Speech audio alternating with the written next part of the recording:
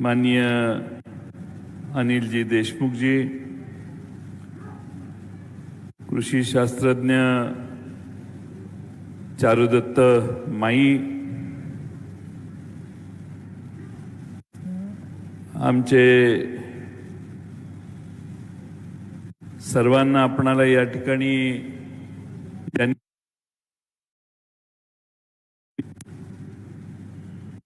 ते बँकेचे अध्यक्ष डॉक्टर संतोष कुमार कोरपे साहेब, आमचे ज्येष्ठ सहकारी हर्षवर्धन देशमुख जी, आमदार अमित झनक जी, नितीन देशमुख जी, किरण सरनाईक जी, माजी मंत्री अजहर हुसेन साहेब, बँकेचे उपाध्यक्ष श्रीधरराव कानकिरड, कार्यक्रम समितीचे अध्यक्ष रमेश हिंगणकर, देशोन्नती वर्तमानपत्राचे संपादक प्रकाश पोहरे साहेब, महादेवराव भुईबार, ब्रह्मदेव गावंडे, गुलाबरावजी, माजी मंत्री गुलाबरावजी गावंडे,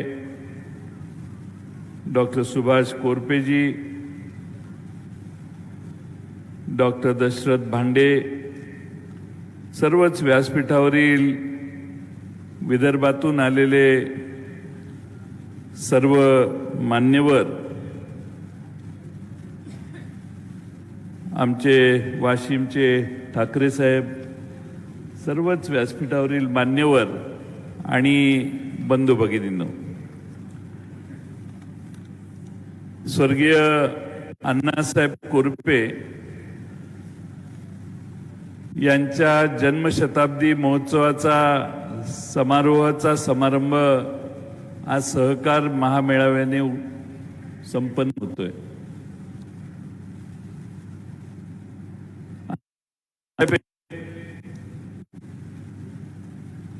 हे एक अद्वितीय आणि शेतकऱ्यांच्या हिताचा सहकारी क्षेत्राच्या माध्यमातून शेतकऱ्याचा विकास होईल हा विश्वास बाळगणारा असा एक बहुआयामी नेता आपल्या सर्वांच्यात होऊन गेला। माझे भाग्य आहे की मी लहानपणी अनेक वेळा त्यांना भेटण्याची मला संधी मिळाली आणि त्यांच्यातून एक साधेपणा, आपण एवढे मोठे नेते आहोत अशी भावना न ठेवता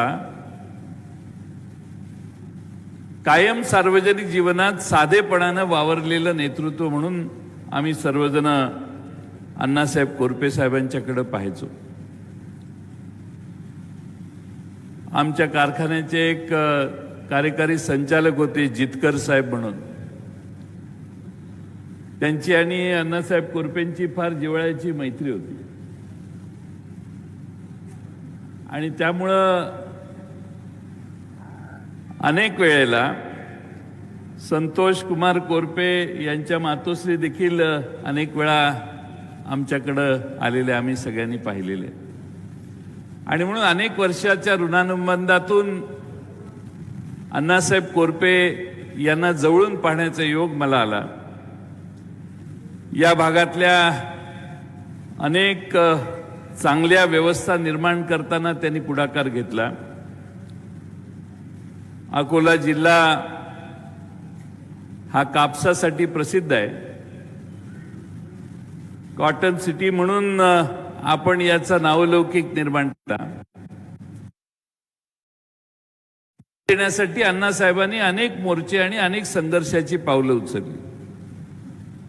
याच अकोल्यात 50,000पेक्षा जास्त संख्येनं शेतकरी एकत्रित करून कापसाच्या पिकाला न्याय मिळाला पाहिजे हा आग्रह सरकारच्या समोर मांडला। महाराष्ट्र कापूस संघाची स्थापना केली असेल, संघर्षाच्या काळात 2-3 वेळा तुरुंगवास भोगायची पाळी आली असेल, न्याय मागण्याकरता कापूस संघाच्या वतीनं मोर्चे काढत असताना, संघर्ष करताना त्यांनी कधी त्यांनीच पुढाकार घेऊन 1974 साली अखिल भारतीय कापूस उत्पादक संघाची स्थापना केली। कल्पना हीच होती की माझ्या वराडातल्या कापूस उत्पादकाला देशात न्याय मिळवण्यासाठी त्याची देशात ताकद वाढली पाहिजे। आणि म्हणून या सगळ्या शेतकऱ्यांच्या चळवळीशी त्यांचा जवळून संबंध होता।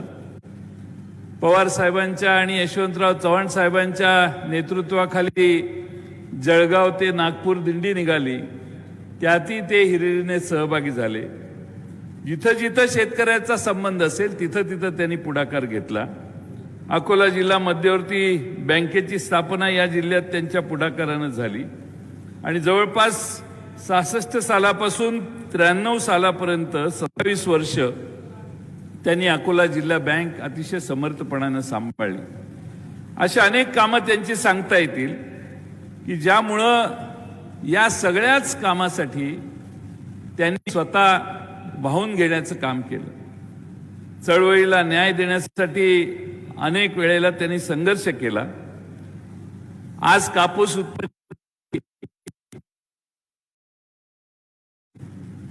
त्या परिस्थितीचं माननीय माई साहेबांनी जवळून वर्णन केलं। 2002 साली बीटी कॉटन आपल्या देशामध्ये त्याची सुरुवात झाली म्हणा आणि कर्मधर्म संयोगाने 2004 साली आदरणीय पवार साहेब भारताचे कृषी मंत्री झाले आणि या क्षेत्रामध्ये किंबहुना देशातल्या सगळ्याच फळबागा आणि इतर पिकांच्या क्षेत्रामध्ये जी प्रगती या देशाने केली, बीटी कॉटन ला प्रोत्साहन केंद्र सरकारने दिलं आणि शेतकऱ्याच्या कापसाच्या उत्पन्नात दुपटीने वाढ झाली। 2004 सालापासून 2014 सालापर्यंत वाढ झाली, पण त्याच्या पलीकडे शेतकऱ्याचं उत्पन्न फारसं वाढलं नाही। 2014 पासून आता दुसरं दशक पूर्ण होत आलं, कारण पवार साहेबांच्या नंतर त्या क्षेत्रात आपुलकीने पाहून ते क्षेत्र आणि ते पीक आणि त्याचं संवर्धन करण्यासाठी होणारं संशोधन याच्यासाठी समर्पक असं मार्गदर्शन कदाचित त्यांना शास्त्रज्ञांना उपलब्ध झालं नसेल। पण शास्त्रज्ञ कधी थांबत नसतात, ते संशोधन करतच असतात। पण झालेलं संशोधन देशातल्या शेतकऱ्यांच्या उपयोगी आहे का हे चिकित्सकपणानं बघणारा मंत्री असला तर काय होतं हे पवार साहेबांनी या देशातल्या भारतातल्या सगळ्या शेतकऱ्यांना दाखवून दिलं। आपल्याला माहिती आहे की नाही माहित नाही, पण पवार साहेब मंत्री या देशाचे होण्याच्या आधी कृषी मंत्री हा देश 25 लाख क्विंटल जगाच्या पाठीवरून कापूस आयात करत होता। 2014 साली ज्यावेळी पवार साहेबांनी कृषी मंत्रीपद सोडलं त्यावेळी या देशाने बाहेर 70 लाख क्विंटल कापूस निर्यात केलेला होता। 70 लाख हे देशातलं रेकॉर्ड आहे। आज काय परिस्थिती? आज पुन्हा देश कापूस आयात करायच्या नादाला लागलेला आहे। म्हणजे 10 वर्षात जे कमवलं ते पुढच्या 9 वर्षात घालवण्याचं काम झालं का याचं आत्मचिंतन तुम्ही सगळ्यांनी केलं पाहिजे। आता आपल्या देशामध्ये मला आठवतं त्यावेळी थोडी जरी महागाई वाढली तर आज सत्तेत बसलेले लोक पवार साहेबांच्यावर टीका करायची की शेतकऱ्यांच्या शेतमालाला जादा दर देत आहे म्हणून देशातली महागाई वाढते। त्यावेळी पवार साहेबांची कुणी बाजू घेत नव्हतं, पण आज मात्र या देशात शेतीमालाचे दर वाढायला लागले तर या देशात ताबडतोब तेल आयातीचं धोरण निर्माण होतं। पटापट निर्णय घेऊन या देशात महागाई वाढेल तर ती शेतीमालामुळेच वाढेल असा न्यूनगंड असणारी लोक निर्णय घेतात, की पर्याय जगाच्या पाठीवरचा हुडकण्याचं काम करतात। आणि म्हणून माझ्यासारख्या कार्यकर्त्याला असं वाटतंय की राज्यकर्ते हे देशाच्या शेतकऱ्यांच्या हिताचाच विचार करणारे असले पाहिजेत। त्या जर कमतरता झाली तर देशातल्या शेतकऱ्यांचं पिढ्यानपिढ्याचं नुकसान होऊ शकतं। आज मगाशी अनिल बाबूंनी सांगितलं संत्र्याची काय परिस्थिती आहे, आणि म्हणून या सगळ्याच्याच बाबतीत खंबीर असा कृषी मंत्री असला तर या देशातला शेतकरी निर्धास्तपणाने झोपू शकतो। आज कृषी मंत्री कोण आहे हा प्रश्न स्वतःलाच मनाला विचारून बघा. एखादं नाव आठवलं तर सांगा उभं राहून. पण आज मात्र 10 वर्षाच्या कालखंडात देशात कृषी मंत्री कोण आहे असं कुणालाही विचारलं तरी शरद पवार साहेबांचं नाव घ्यायचं. हे अमूल्य काम पवार साहेबांनी लक्ष देऊन केलं. माही साहेबांनी भाषणात सहज सांगितलं की मला पवार साहेबांनी ह्या सायंटिस्टला सिलेक्ट करा असं कधी सांगितलं नाही. कारण पवार साहेबांची काम करण्याचीच ही पद्धत आहे. कोणताही हस्तक्षेप न करता शास्त्रज्ञांना मेरिटवर निर्णय घेण्याची परवानगी देणं, वातावरण निर्माण करण्याची सहजगत्या हाती पवार साहेबांनी सतत दाखवली. पवार साहेब आम्ही मंत्री म्हणून काम करत होतो, पवार साहेबांनीच आम्हा सगळ्यांना मंत्री केलं. पण पवार साहेबांनी कधी भाषण करून फोन करून जयंत पाटील हे असंच करायला पाहिजे अशी भूमिका कधीही आम्हाला कुणाला मांडली नाही. कदाचित पवार साहेबांचं चुकलं असेल, आम्हाला एवढं मोकळीक दिली, एवढी मोकळीक दिली, एवढी मोकळीक दिली की परिस्थिती बिघडली. मोकळीक किती द्यायची. आणि मला आठवतं की 1999 साली ज्यावेळी मंत्रिमंडळ तयार झालं त्यावेळी साहेबांचा मला फोन आला आणि म्हटले तू अर्थमंत्री. मी म्हटले अर्थमंत्रीपद साहेब यशवंतराव मोहिते अर्थमंत्री होते, मी ज्याचं वय 70-60च्या पलीकडे गेले. मी म्हटलं साहेब माझं वय 35-37 आहे, एवढ्या लवकर पहिल्याच अजून मी मंत्रीच झालेलो नाही आयुष्यात. नाही म्हटले मला माहित नाही, अर्थमंत्री व्हायचं. हा विश्वास त्यांनी जो टाकला तो विश्वास माझ्या एकट्यावर नाही, आराराबांच्यावर टाकला, जो त्यांनी सार्थकी करून दाखवला. आमच्या दुसऱ्या सहकाऱ्यांच्यावर टाकला. आणि त्यामुळं पवार साहेबांच्या कृतीमुळं आम्हा सगळ्यांना काम करण्याचा फार मोठा संधी अवकाश आम्हाला मिळालं. 25 वर्षाच्या कालखंडात पवार साहेबांच्या नेतृत्वाखाली महाराष्ट्रातल्या जनतेच्या हिताचे अनेक निर्णय घेण्याची संधी आम्हा सगळ्यांना मिळाली. ही पवार साहेबांची काम करण्याची भूमिका होती. माई साहेबांना जो अनुभव आला तो काही फार वेगळा नाही. आमचाही अनुभव तोच आहे की एखाद्याला संधी दिली की त्याच्यात हस्तक्षेप करायचा नाही, ही भूमिका पवार साहेबांनी कायम ठेवली.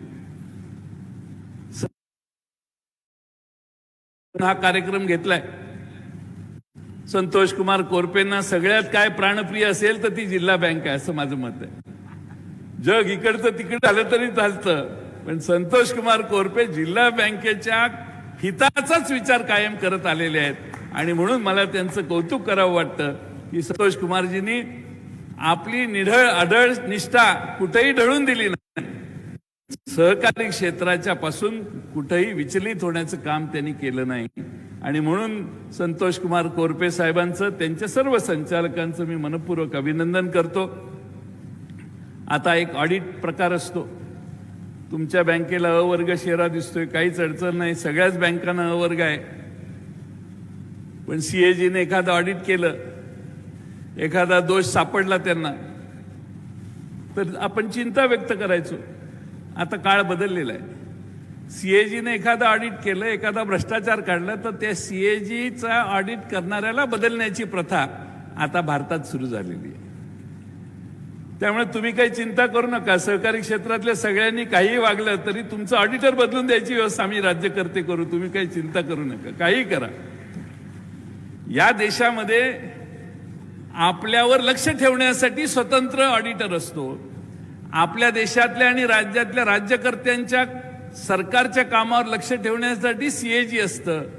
आता त्यांनी एखादं संशोधन केलं असेल आणि निष्कर्ष केला असेल, वारंवार संधी खात्याला देऊन त्याच्या सुधारणा केल्यानंतर जर एखादा प्रश्न त्यांनी मांडला असेल आणि त्याच्यात समजा काही चुकी असेल तर स्पष्टीकरण करण्याचं आपल्याला नेहमीच संधी असते. पण त्याला बदलून टाकण्याचं काम म्हणजे संशयाला. आज आपण सर्वांनी, आम्हा सर्वांना या ठिकाणी अतिशय जिव्हाळ्याने बोलवलं. जिल्ह्यातले, आसपासच्या जिल्ह्यातले सगळे मान्यवर दिग्गज नेते व्यासपीठावर उपस्थित राहिले. मला खात्री आहे की अण्णासाहेब कोरपेंनी ज्या विचाराने या जिल्ह्यात आणि आसपास वराडामध्ये काम केलं त्याला तुम्ही एक सरळ मार्गी नेता म्हणून साथ दिली. आज देशाला सगळ्यात जास्त गरज आहे ती स्वच्छ विचाराने बहुजन समाजाच्या हिताचा विचार करणारा, या देशातल्या गोरगरिबांच्या कल्याण कसं होईल, शेतकऱ्यांच्या हिताला कशी बाधा येणार नाही आणि या देशातल्या सामान्य माणसाला पुरोगामी विचारापासून बाजूला जाता येणार नाही, अशा विचारांचा विचार करण्याची तुम्हा आम्हा सर्वांना गरज आहे। जग एवढं पुढे गेलेलं आहे, अमेरिकेत सर्व जात पात पंथ एकत्रित राहतात, सगळेच एकत्रित राहतात आणि त्यांचं जग आपल्यापेक्षा बरंच पुढे गेलेलं आहे। आज आपणही भारतामध्ये सर्व समभाव एकत्रित करून आपला देश चालवण्याचा प्रयत्न गेले 60, 70, 75 वर्षे केला। आपल्याला ही आपली जी मूळ आहे, आपल्या देशातल्या विविधतेचा सर्वात मोठा अभिमान आपल्याला यासाठी आहे कारण ती विविधताच आपल्याला देशाला जगाच्या पाठीवर प्रगतीकडे घेऊन जाईल आणि ती विविधता टिकवण्यासाठी तुम्ही सगळ्यांनी एकसंघ होऊन या विचाराच्या मागे राहाल असा विश्वास मी या निमित्ताने व्यक्त करतो। मला इथं प्रेमानं बोलवलं याबद्दल संतोष कुमार कोरपे, अकोला जिल्हा मध्यवर्ती बँकेचं मनपूर्वक आभार मानतो आणि माझे 2 शब्द संपवतो। धन्यवाद।